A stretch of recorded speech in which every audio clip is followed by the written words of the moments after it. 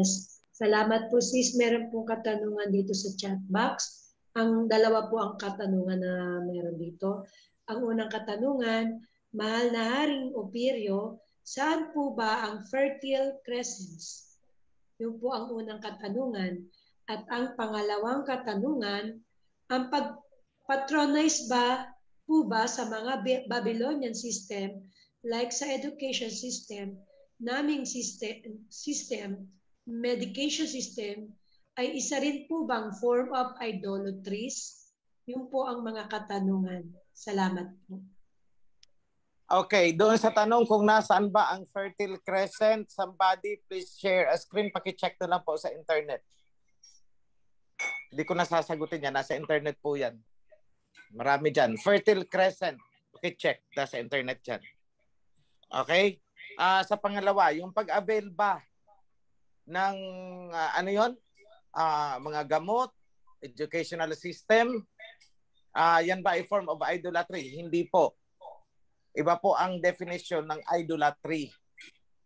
So, ipapabaya ko na yan sa priesthood. Lagi naman na lang dinidiscuss kung ano ang idolatry. So, ang isa ko lang bibigyan ng kalinawan, dalawang klase po ang idolatry, ha?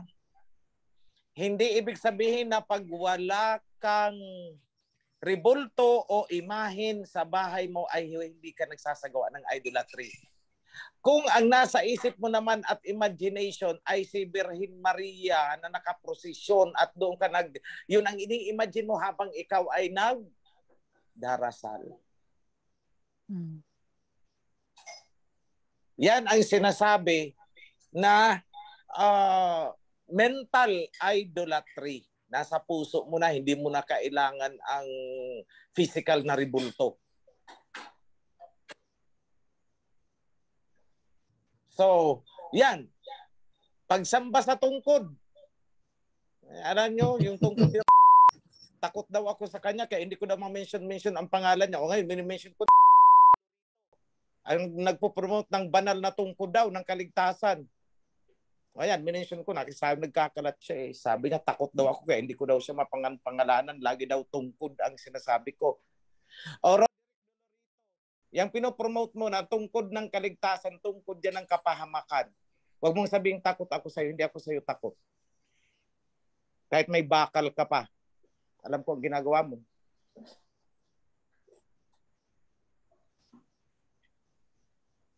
Walang lihim sa akin. Walang lihim. Alam ko ang ginagawa mo.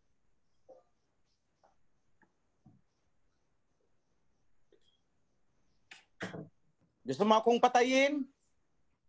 Tingnan natin kung magsasucceed ka.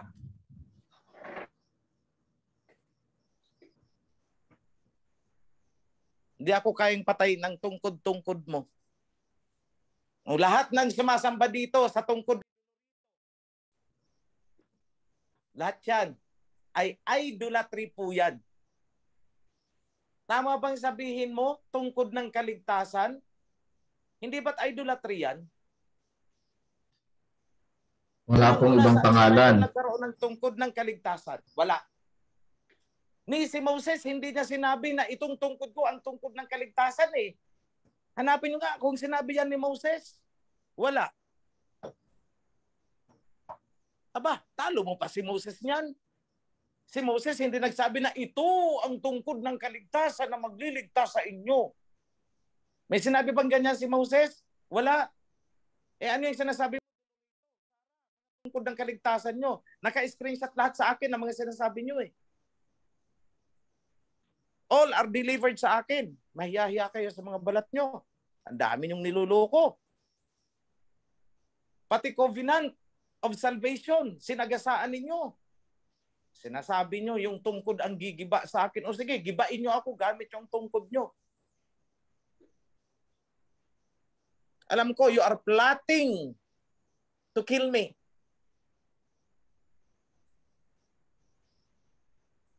You want witnesses? I can produce. Mayos kayo. Huwag niyong sagarin ang pasensya ko. I am meek. I am forgiving. But don't ever challenge my patience.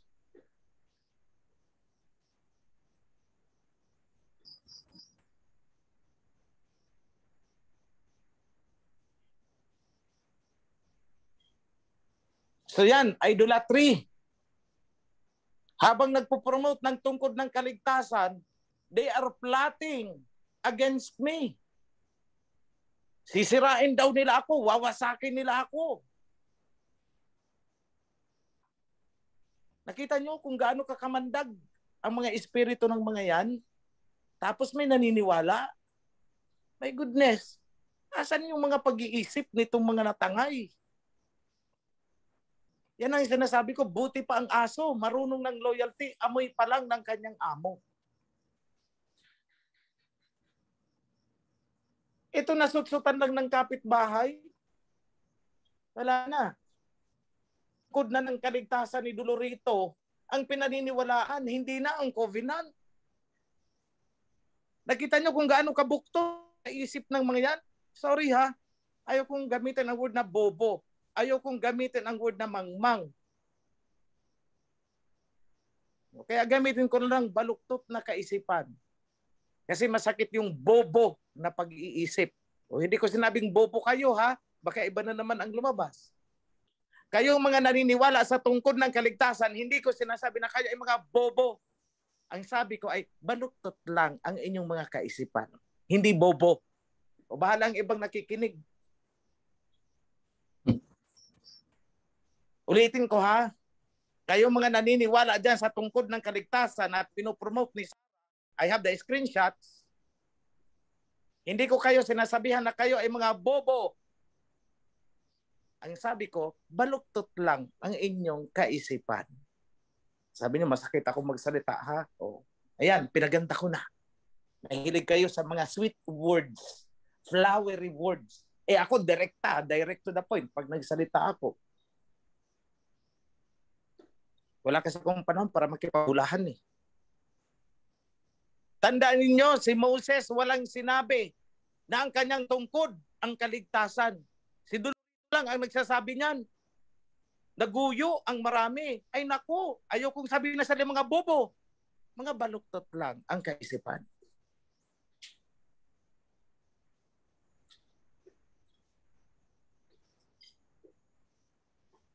So, nakakalungkot mga kapatid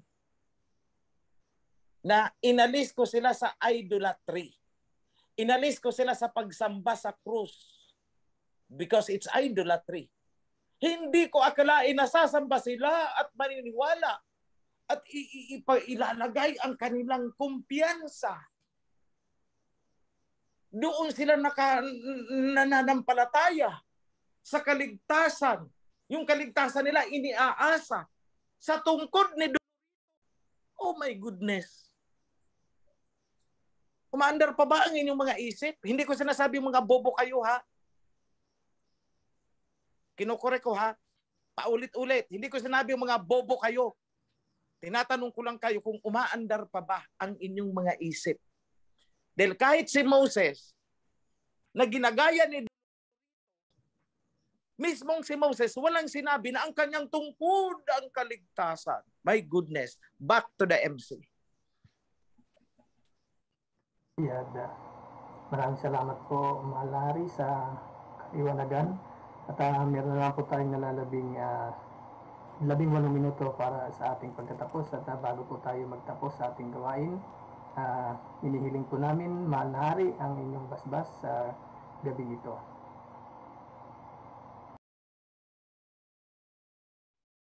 Okay, bago ko ibigay ang panghuling basbas, gusto kong bigyan ng pagkakataon ng panahon si Prime Minister Brother Senen na magbigay ng mensahe sa kawan. BM Senen, please.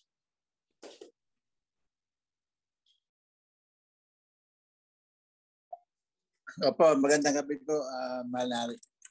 King Oichi, kay Brother Priest Assembly, at sa lahat po ng nandito sa loob, magandang gabi po sa inyo. So, malapit na tayo, Brother Priest Assembly. Mga ilang sessions pa ba? Tingin niyo po. Baka isa na lang po. Yan na lang. Opo, i-compress ko na lang. Okay lang. Okay lang bro. Para maunawaan po ng lahat. Kasi, ano yan eh, magandang ma-establish natin sa lahat na yung kingdom talaga, na pilit na binabali ng mga kokak eh, na later, yung pala, gusto nilang agawin. So talagang inidesign natin yan para makita ng lahat na mula na kingdom. At ang kingdom may temple. At ang kingdom may king. At ang kingdom ay hindi freedom, hindi democracy. Yun ang kasunod natin tatalakayin mga kapatid. Pagkatapos po ng history, ng biblical facts about kingdom, yun po ang tatalakayin natin sunod para maunawaan ng bawat isa kung paano ang behavior ng bawat citizen ng kingdom. Hindi po yung fantasy na lahat ay araw-araw ay nag-pray, lahat ay araw-araw kumakanta. Meron po tayong mga tungkulin dapat gampanan para sa kayusan ng kingdom. So yun po ang medyo... Hindi lang banal-banalan. Wala pong banal-banalan. Yung mga salita, mga flowery words, yan ang gusto ng mga Japitites. At malaking bahagi po marahil ng dapat din nating maintindihan na yung mga kalaman natin na natutunan sa paaralan, sa school, mula elementary, high school, college, hanggang tayo ay nag-aaral ng mag-aaral. Karamihan dito, pinakikilambangan lang natin sa lipunan na ating ginagalawan. Ngunit pagdating sa kingdom, makikita ninyo, marami dyan hindi natin kailangan sa loob sa loob ng kingdom. At yan ang nagiging dahilan pa nga kung bakit naging matigas ang ulo ng karamihan sa atin. So kailangan po matututo tayo na mag-adjust sa realities ng kingdom.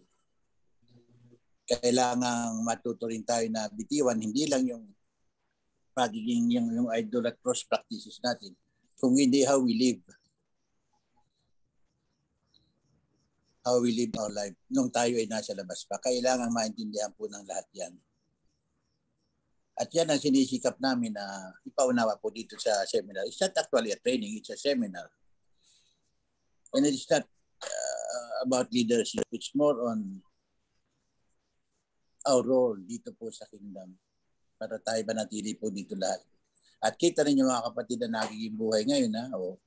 Lumalabas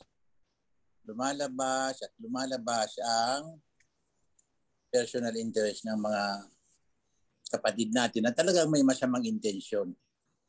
Madali nang maubos. Maubos na po yan at kagad nakikita yan ng ating mahal na hari. Mina-underestimate nilang mabuti. Ina-underestimate nilang mabuti ang ating mahal na hari. At ina-underestimate po nila ang kakahiyang mag-isip ng ating mga kapatid. Na para baga na ganun-ganun na lang. Tingnan ninyo, yung mga tungkod-tungkod na yan ay kung naniniwala ka dyan, ay talagang i-underestimate ang ating kakahiyang mag-isip ng tama. So sana yan mga kapatid. Pag nilay-nilayan po, sinasabi rin yan sa Bible, pag nilay-nilayan natin mabuti. Kasi hindi sapat na basahin lang natin. Sa gabing ito, napakaganda ng kapahayagan ng ating mahal na hari. Buong-buo mga kapatid. Buong-buo. Kompleto na nga yan Sana pag nilay-nilayan po natin yan, ng mga history na sinabi ni Priest Emery, sana pag nilay-nilayan po natin yan. Dahil kailangan tumagos yan sa ating puso at sa kaibuturan ng ating isip. Yan ay napakahalaga po mga kapatid. At hindi sa lahat ng pagkakataon na makakausap natin ng ating mahal na hari. Dahil dumadami po ang kanyang mga dapat gawin. Darating ang panahon ng ating mahal na hari ay parang gagalaw sa limitadong sitwasyon din niya bilang isang hari. Dahil dumadami, isipin ninyo, ay ang ating mahal na hari ay makikipag-ugnayan sa buong mundo. Dahil kailangan ma-preach ang gospel sa buong mundo. At sino ang magdadala? Di po ba ang ating mahal na hari? Dahil wala sino man ang nag-preach ng kingdom, ang nag-preach ng covenant. Kaya ang tungkulin po ng ating mahal na hari, hindi lang dito sa Ophir. Kaya nga sabi ng mahal na Bayaw ay, I will summon the bird of prey from the east. From the east, so dito galing sa atin. And then, i-spread niya yan sa buong mundo. Di po ba? I-spread niya sa buong mundo yan eh. Ganong kalaki po ang responsibilidad ng ating mahal na hari. Na sana, mga kapatid ko, nakasama sa pamunuan dito sa Kawan, sana maunawaan po nating lahat kung gaano kalaki ang responsibilidad at gampanin ng ating mahal na hari. Yan. Sa bagay po yan, pag naunawaan niyo mga kapatid ko, sana matulungan niyo kami na mapabilis natin ang pag-ayos, ang pagbibigay ng kaayusan sa ating kapatiran o dito sa Kawan.